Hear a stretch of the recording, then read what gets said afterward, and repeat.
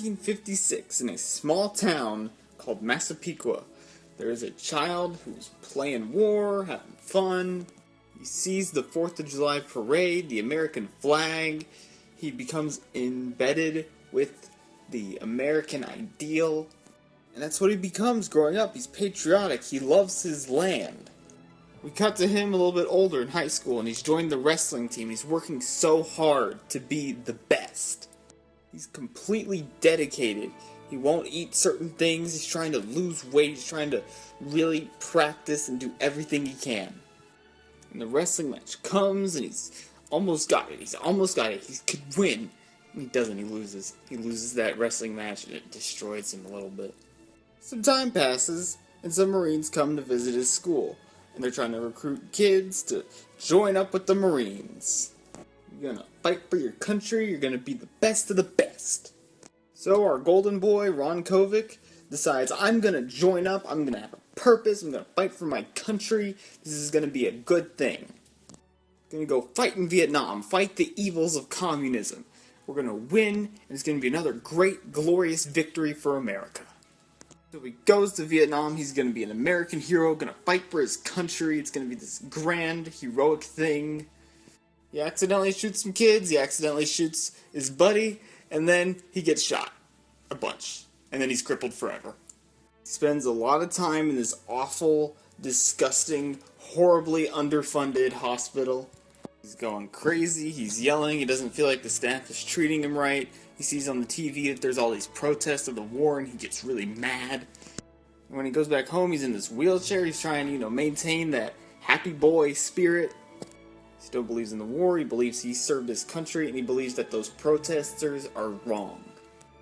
But as time goes on, and he sees more and more people in his life that are against this war, he starts to realize, maybe this war isn't right.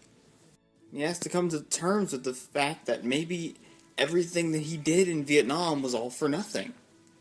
He becomes a drunk, he yells at his mother, he tries to share his story, he tries to share his pain, but no one wants to listen. And eventually this guy who believed in America, believed in the military, believed in being a soldier and fighting in a war as a hero, is now an anti-war activist.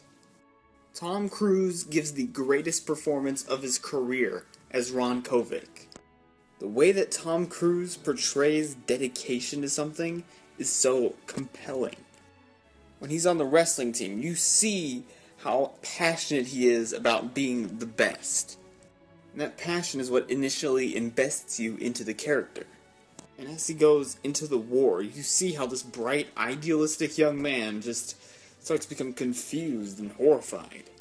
This transition from young and passionate to angry and bitter is just so perfect. You just see every thought this guy is having right on his face. It's a powerful performance. It's so brilliant and so engaging that halfway through you don't even remember that it's Tom Cruise. Oliver Stone does a great job at establishing tone in this film. When we start out, we're in happy 1950s small town America. You got a kid, he's growing up, he's discovering things about himself, he's happy in his small town with his family. And the way in which Oliver Stone tears down that happy small town ideal is brilliant. The feel of the town before Ron leaves the war and the feel of the town when he comes back, it feels like a completely different place. That's because Oliver Stone just so masterfully directs this movie. And the short bit that we see of Ron in the war is gorgeously shot. Just amazing. The use of the sun and just the contrast between this gorgeous beach and the horrible violence that is happening.